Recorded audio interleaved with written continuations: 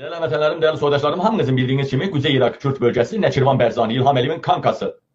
Merkezi Erbil olan Kuzey Irak'ı vurdu. Oradaki İran şirketleri, neft buruklarını, neft emal zavodları hepsi kemerlere kadar vurdu. Ve vurulan obyektlerin içinde Erdoğan'ın şirketleri de var, İlham Əliyevin de şirketi, şerihli olduğu malları var. Deyir, yel qayadan ne yapacak? Toz. İlham Əliyevin trilyonları var. Orada Irak'ta 2 tane şirketi vurmaktan İlham Əliyevə heç nə olası değil. Ammasına gəlin baxın. Britaniyada hamısı müsadirə olunur. Öz adına değildi ki, hamısı fərzəli kimlərin adına olan əmlaklar müsadirədədir. 1.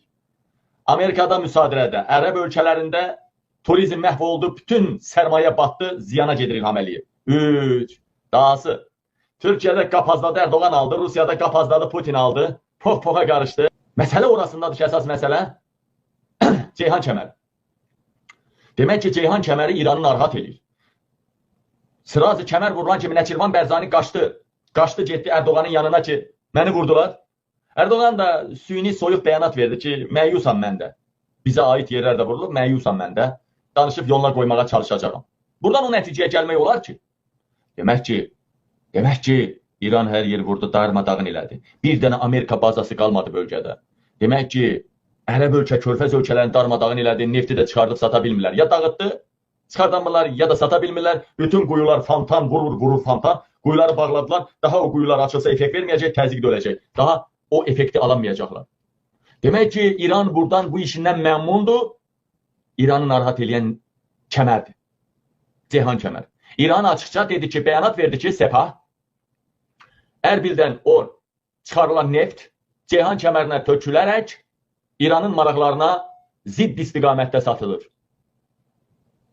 Və demək ki, İranı narahat edən Ceyhan kəmərinsə, Ceyhan kəmərinə qoşulan, Türkiyədən qoşulan Irak'ı vurdusa, bir dənə qaldı Azərbaycan. Bir dənə qaldı Azərbaycan. Və salam şut tamam. Tutar. İndi nə olacaq? Mən düşünürəm ki, tutaq ki, İran bizim platformaları vurdu da, kəmərlər. Elə mən düşünürəm ki. Vuranda mən deyəcəm, ay millət, urra, onsuz da o neftdən bizə hara yox idi. Sevinəcəyik, hədəf İlhamdır deyəcəyik. Amma hakimiyyət kanalları millətin qoyundan betər böyük hissəsinə seç, maaş da verməyəcəyik, nefti də vurdu. O maaşı neftdən verirdi. Mən belə bir məlumat aldım, daha doğrusu paylaşılıbdır. Bu çıxışından sonra bu oğlan yoxa çıxıbdır. Axırıncı bu çıxışı elədi bu oğlan. Sonra yoxa çıxdı. Bir baxaq. İlham Əliyev, bu dilənçilər barədə tədbir gördüm, amma bu dilənçi məmurların barədə tədbir görmək istəmirsən. Dəfələrlə video çəkmişəm ki, sənin bu dilənçi məmurların Nəsimi rayonunun baş polis idarəsində Rəisi Vüqar Ağayev və onun dilənçi məmurları hər gün Şamaxınkadan sürücülərdən 5 manatdan pul yığır ki, ödəyin 5 manatı sonra gelin adamınızı yığın çıxın gelin. Bu bilinmir nə vergisidir, nə deyir bu belənçinə, kimin cibinə gedir, 2000-dən çox sürücü var orada, günə 10 min manat pul edir, aya 310 min pul edir. Yəni Vüqar Ağayev gözü doymur maaşı ilə və yaxud aldığı başqa rüşvətlərlə onlara da göz dikir. Orada 3 şəxs var, adlarını çəkirəm. Sərvər, Orxan, bunlar polis əməkdaşlarıdır. 19-cu polis bölməsinin Çevik polis alayının əməkdaşlarıdır. Bu 2 şəxs, bir nəfər də var yanlarında, adını unutmuşam, bilmirəm adını.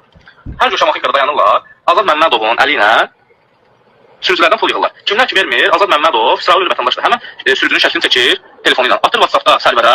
Sərvər digər həmən şəxsləri tutub döyüb aparır ki, siz niyə pul vermişsiniz? Verməyərsiniz, 80 manat cərimə yazılacaq.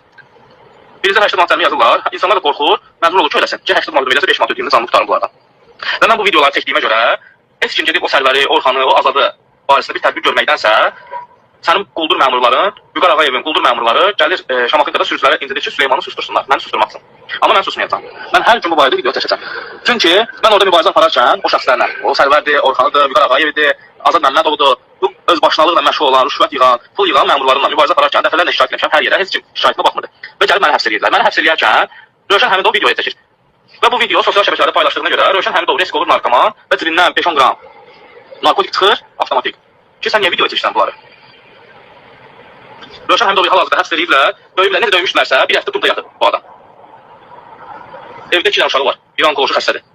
Biraz vicdanınız olsun da, biraz qeyrətiniz olsun. Ki insanları naxal yerə, boş bir şeylərə görə heç nə eləmədiyi halda və haqqını tələb elədiyi halda insanları zülüm verirsiniz. Vəzifələrindən sui-istifadə edib həbs edirlər.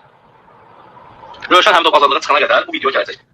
Gəlmədən görürsünüz siz bu oğlan bu videonu çəkəndən sonra yoxa çıxıbdı bu günə kimi, söz yox. Yəqin ki, hansısa şöbələrdə, badvallarda bilinməyən sutkalar veriblər, bilinməyən sayda sutkalar. İlham Əliyev də deyir, siqnal verin, siqnal mənəsi. İlham yox, İlhamın ailəsinlə bir yerdə özünün siqnal vermək lazımdır. Tutub qulağından ağzına vermək lazım. Siqnal vermək lazım. Tutub qulağından ağzına vermək lazım. Nə siqnalı? Amma siqnal qanan poxdur.